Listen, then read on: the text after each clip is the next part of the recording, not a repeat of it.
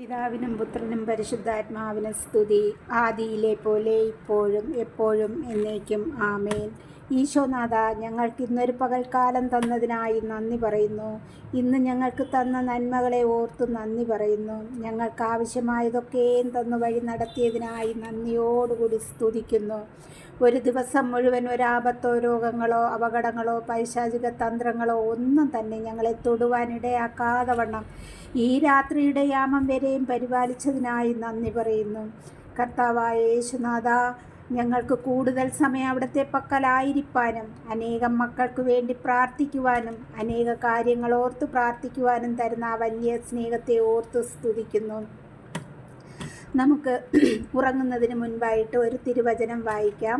ആ തിരുവചനം വായിച്ച് ഒരു 5 മിനിറ്റ് നേരം കിടക്കയിലിരുന്നു കൊണ്ട് തന്നെ നമുക്കത് ധ്യാനിച്ചിട്ട് ഈശോയോട് പ്രാർത്ഥിച്ചിട്ട് വേണം കിടക്കേണ്ടത്.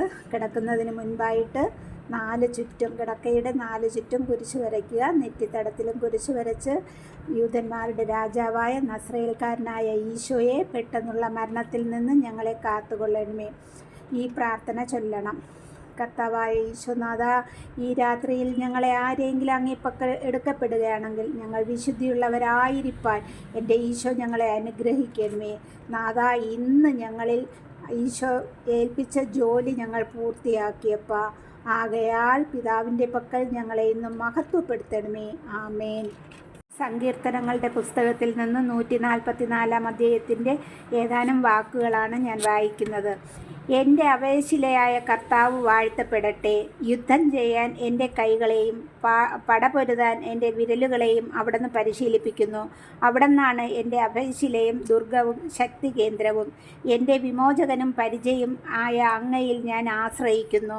അവിടുന്ന് ജനതകളെ കീഴടക്കുന്നു. കർത്താവേ, അവിടുത്തെ ചിന്തയിൽ വരാൻ മർത്യന് എന്ത് മേന്മയുണ്ട്? അവിടുത്തെ പരിഗണന ലഭിക്കാൻ മനുഷ്യപുത്രന് എന്ത് അർഹതയുണ്ട്? മനുഷ്യൻ ഒരു ശ്വാസത്തിന് തുല്യനാണ്. അവൻ്റെ ദിനങ്ങൾ മാഞ്ഞു പോകുന്ന നിഴൽ പോലെയാകുന്നു. കർത്താവെ, അങ്ങ് ആകാശം ചായ്ച്ചിറങ്ങി വരണമേ. പർവ്വതങ്ങളെ സ്പർശിക്കണമേ, അവ പുകയട്ടെ. ഇടിമിന്നലയച്ച അവരെ ചിതറിക്കണമേ. അസ്ത്രങ്ങളയച്ച് അവരെ തുരത്തണമേ. ഉന്നതത്തിൽ നിന്ന് കൈനീട്ടി എന്നെ രക്ഷിക്കണമേ. കർത്താവിൻ്റെ വചനം. ആമേൻ.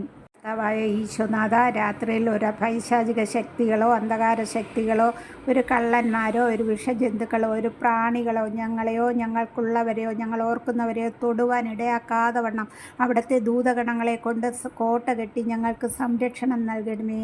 ആമേൻ.